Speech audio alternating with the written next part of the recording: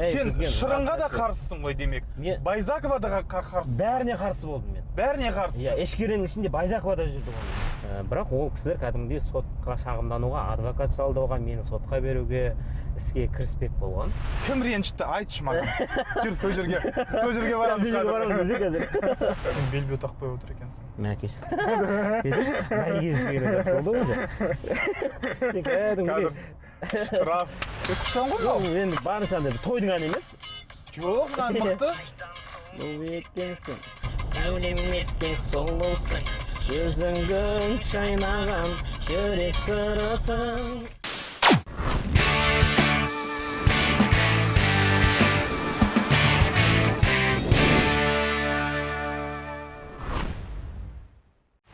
Сәлем достар, бұл Желмая интернет жобасы, менің аты жөнім Данияр Есен.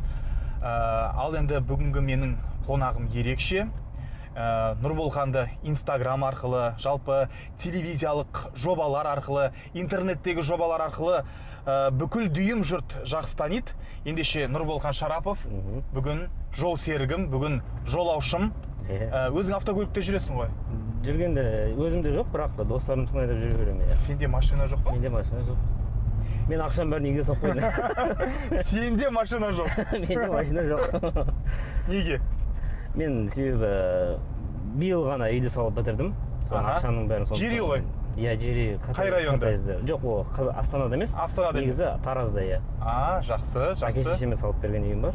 Енді біз Нұр-Сұлтан қаласына келе жатырмыз. Енді біздің жобамыздың негізгі бірінші дәстүрлі сұрағы бар. Бүкіл қонақтарға сол сұрақтарды қоямыз. Жалпы Нұр-Сұлтанға қай уақытта келдің және қанша уақыт болды? Мен жалпы бұл қалаға келгеніме 2011-ден бастап келдім.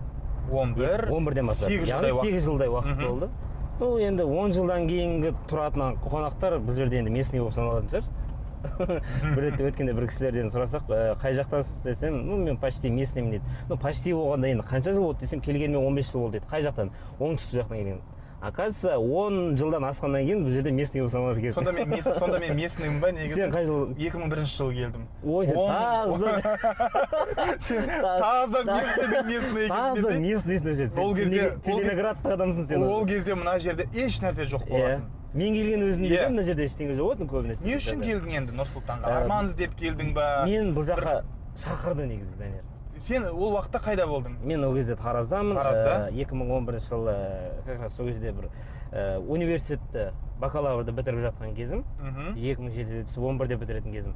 Сол бітіріп жатқан кезде менің Есенел үлкен бар ғой, ағамыз, Жайдарманның басшысы. Бұл кісі бізге енді шақырды.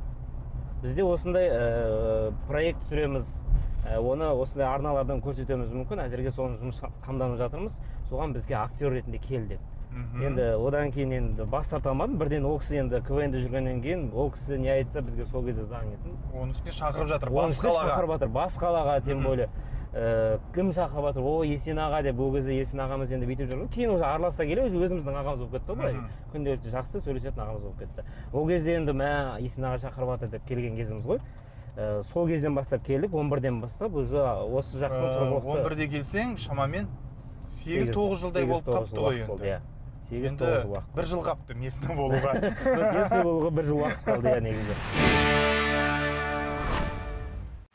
Кто поругаться любит? Ты любишь поругаться. Я не люблю поругаться. Ты любишь поругаться. Нет, я не люблю. Ты любишь поругаться. Нет. Я знаю, ты любишь поругаться. Вы какую программу ведете?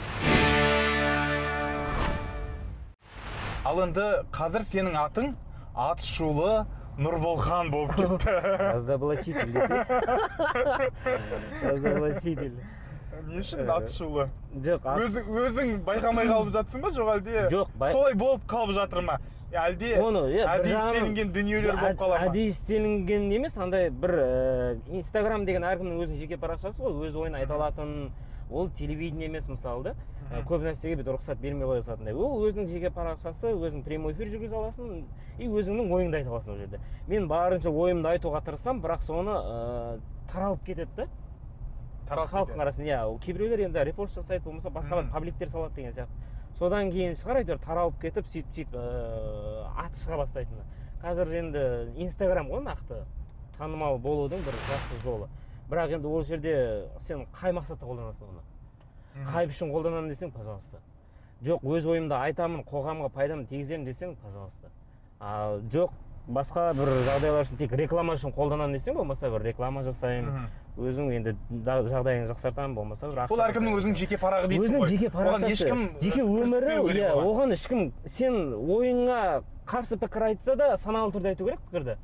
Сенің жеке өміріңе кіріп кетіп, өсегіңе, төсегіңе кіріп кетіп, ол жерде рұқсат етілмейтін нәрсе негізі. Қазір Инстаграмның мәдениеті қалыптасты ма, жоқ әлде керісінше күннен күнге асқынып бара жатыр ма? Асқынып бара жатыр негізі күннен күнге, себебі аузына келіп оттайтын көп адамдар бар мысалы. Мен бәрі демеймін.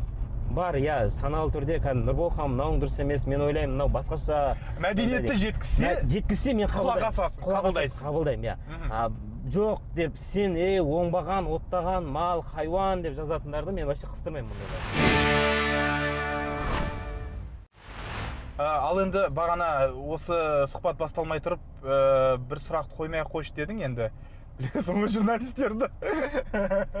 Мен қоймайым, бірақ жалықтың ба ол өз ойымға байланысты сұрақтардан? Жалықтым, Жалықтың, себебі не үшін тоқтатып тастадың, жаба алмадың ғой, қолынан келмей ме, істемей қойсайшы деген одан кейін комментарийлер, жаңа хейтерлердің жазғаны. Біріншіден оразаға келіп түсіп қалдық. Ары қарай жалғастырған жоқпын оразадан кейін. Себебі оразада тыныш жатайықшы, хотя ешкімді сөзімізбен зиянымыз тигізбей, әйтеуір ешкімді ғайбаттамай. Ана тараптан сотқа жүгінушілік болып жатса ше? Ол тараптан сотқа жүгінушілік шаралар қолға алынған, өзі естуіміз бойынша. Қолға алынған, бірақ тоқтап қалғанның себептерінде мен өзім іштей жаймен білемін, бірақ оны айтқым келіп тұрған жоқ. Бірақ ол кісілер кәдімгідей сотқа шағымдануға, адвокат жалдауға, мені сотқа беруге, іске кіріспек болған. Бірақ каким-то образом өздері тоқтап қалды. Себебі ойлаған шығар, менің де артында қандай адамдар тұрған білген шығар. Бір сұрақ қойыншы, Нұрболхан. Деп далаға бір қарап. Бұл ойын емес па ешқандай Ләйла екеулерінің араларында? Көбісі айтады, сендер бір-бірлерімен кездескен кезде мына деп сүйісіп алып ары қарай. Оған дейін жақсы сөйлестік, бір-бірімізді көрдік. Мен кездескен кезде де ол кісілермен ашық түрде әңгіме соға беретін болған дейін. Ол болмайды ғой, ол андай-мындай деген сияқты өз ойымды тіке айта беретін ол кісіге. Былай келген кезде де, эфирға келген кезде де, енді ұлттың мәселесі ана жерде, қыздың тағдыры қозғалған кезде де мен өз ойымды айттым барынша. Ол нәрсе ол кісілердің шамына тиген болуы мүмкін, ұнамауы мүмкін. Десе де ответ қайтармай қояйық деген нәрселерді бір жағынан дұрыс болған шығар, себебі өздері үшін дұрыс болған шығар. Бірақ мен мына жақтан енді андай басқа сол эфирге өз ойыма қатысқан адамдардың барлығы шықты ғой маған. Қонақ болғандары бар, ол жерде істеп кеткендері бар, ол жердің бүкіл шындықтарын айтты мысалы да. Сен айтқан дұрыс, бізде мынандай нәрселер болатын, осындай нәрселер істейтінбіз, и сондай жаңағындай өтірік персонаждарға біз осыншама ақша төлейтінбіз деп, сол жерде істеп кеткен адамдар маған шыққаннан кейін мен барынша соларды ашық айтуға тырыстым. Но зато сенің оқырманың көбейді ғой. Ойындашы? Жоқ. Әлде мен қателесіп тұрмын ба? Сен қателесіп тұрсың деп. Жоқ, қателескен жоқсың сен. Кез келген нәрседе екі жақты болмаса үш жақты тарапты оқитын адамдар ол кез келген түрде жазылады автомат түрде. Ол потому что жаңалықты жібермей алмау керек та, мысалы, түсінесің ба? Одан кейінгі шығып кету олардың өз еркінде. Все, ақпаратқа қанық толық білдім мен. Енді шығып кете берсем болады Нұрболханнан деген сияқты, түсінесіз ба? И Ләйлаға да дәл солай мысалы жазылуы мүмкін да Ләйла ханымға. И ол кісіге тура солай екі жақтың, потому что реакциясын білу керек та халық. Мынау не деп айтты, мынау қандай ответ берді, мынау не деп айтты, мынау қандай ответ берді мысалы. И соны тыңдау мүмкін. Одан кейін халық ол автомат түрде жазылады, ол любой кез келген нәрседе бар ғой мысалы. Мен как она есть қыздың тағдыры, ол жерде ұлттың тағдыры мысалы, бүйтіп қатты бүйтіп андай бір отансүйгіштікке қатты кірмей-ақ қойын, бірақ бер жағындағы әйтеуір сол арқылы олар қоғамға агитация жасауы мүмкін ғой. Оказывается, ақшаң болмай баратса қалтаңда, сондай сатып күн көруге болады деген нәрсеге келтіріп тастауы мүмкін да. И қоғамды солай бұзылып кетуі мүмкін мысалы. Сондықтан барынша ондай нәрседен тыйып, сен шырынға да қарсысың ғой демек. Байзакова да қарсысың. Бәріне қарсы болдым мен. Бәріне қарсы. Эшкеренің ішінде Байзакова да жүрді оны, егер көретін болсаң. Шешінгендері, осындай көбейді, шешінетін қыздар көбейді деген сияқты ондай текстер, әңгімелер болды. Сол мағынадағы сөздер болды почти. Мен енді ол... Сен жап-жассың ғой. Жап-жас емес, мен 30-дамын да. 30 деген жап-жас ғой. 30 деген енді почти бір адамның жарты ғасыры ғой, енді өмірі ғой мысалы. жарты сүрген өмірі. Кім біледі, мүмкін ертең мұнар күн деген сияқты Құдай сақтасын, бірақ Алла қандай ғұмыр береді, сондай күн кешесің ғой. Бірақ дегенмен де осы сүрген өміріңде барынша халыққа пайдаң тиетіндей, бұл өмір сынақ екенін біледі ғой барлығы. Бірақ осы сынақ өмірде сен қандай не істедің, қандай жақсылық істедің, кімге қандай сауап істедің деген нәрсе адамның өмірінде өзінде сұрақ болу керек та. Марк Твен айтады ғой, адам өмірінде 2 сәт бар дейді, білесіз бе? 2 маңызды сәт бар дейді. Ол бірінші дүниеге келген сәті, екіншісі сол дүниеге не үшін келгенін түсінген сәт дейді да, уақыт дейді. Сондықтан бірінші дүниеге келген сәтіңді білесің, екінші сол өмірге не үшін келгеніңді түсінсең, сен жаман нәрселерге бармайсың, барынша соны жақсылық жасауға тырысасың. Ән айтасың ба? Түсінігін, иә. Ән айтемді.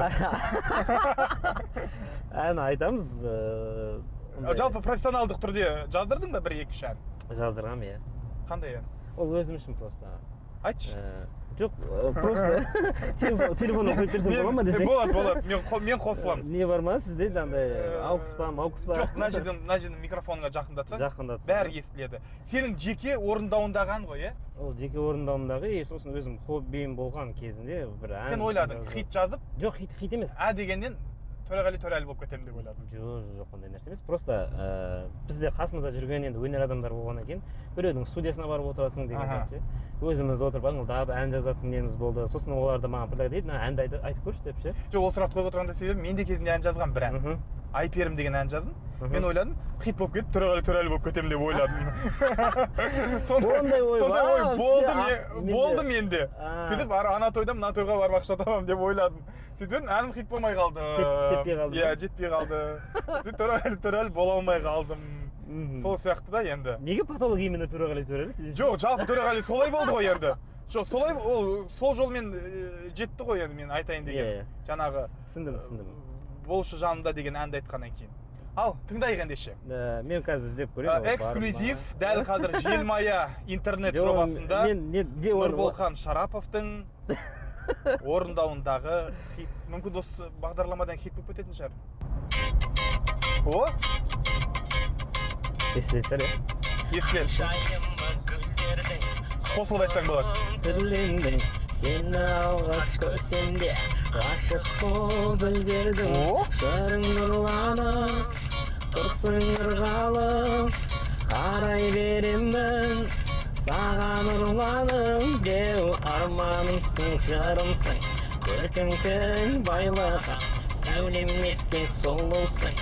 Жүзіңгін шайнаған жүрек сырысың, дала гүлісің, күнде дидарың, қазақ қызысың. Күштен ғой бұл? Енді барынша андай тойдың әні емес. Жоқ, ән мықты. Бұл екенсің. Ал Нұрболхан, енді уақытыңды бөліп біздің жобаға сұхбат бергеніңе алғысымызды білдіреміз. Енді өзіңе шығармашылық табыс тілейміз ең бастысы. Мына камераға, көрермендерге, хейтерлеріңе, жалпы барлық бізді көріп отырған азаматтарға айтамын. Барша қазақстандықтарға және менің жанкүйерлеріме, болмаса менің хейтерлеріме, баршаңызға ең бастысы денсаулық тілеймін. Себебі денсаулығыңыз болмаса ештеңеге жарамай қаласыз. Сондықтан Құдай денсаулық берсін, дендеріңізге саулық берсін, сосын істеріңіз алға бассын. Ешкімнің мінін термей, әркім өзімен күрессін және өзіне жақсылық тілесе, ол өзгеге де жақсылық тілейтін адам. Жаңағындай өзге жаман сөз айтып, өзге жаман ойда болатын адам, ол өзін аямайтын адам деп ойлаймын. Сондықтан бір жаман комментарий, негатив жазатын нәрсені мен мүлдем қабылдамаймын. Ондай нәрсе жазып әуре болмай-ақ та қойыңыздар. Құр бекер өздеріңіздің нервтарыңызды құртасыздар. Иә, себебі мынандай үлкен иммунитет тұр бізде. Ондай нәрседен өтіп кеткенбіз. Мен тек қана күліп, просто нервтарыңызға дебат етіп беруім мүмкін. Сондықтан баршаларыңыз аман болыңыздар, дендеріңіз сау болсын, және Желмая бағдарламасына және Данияр мырза сізге көп рахмет шақырғаныңызға. Творчестволық табыстар тілейміз, оқырмандарыңыз көп болсын және қаралымдарыңыз көп болсын. Рахмет, ең бастысы. Ең бастысы, еліміз аман, жұртымыз тыныш болсын. Бүгін Желмаяның қонағы болған Нұрболхан Шарапов. Ал енді біздің каналға жазылуды ұмытпаңыздар, лайк басуды ұмытпаңыздар және комментарий қалдырыңыздар. Келесі кездескенше аман сау болыңыздар.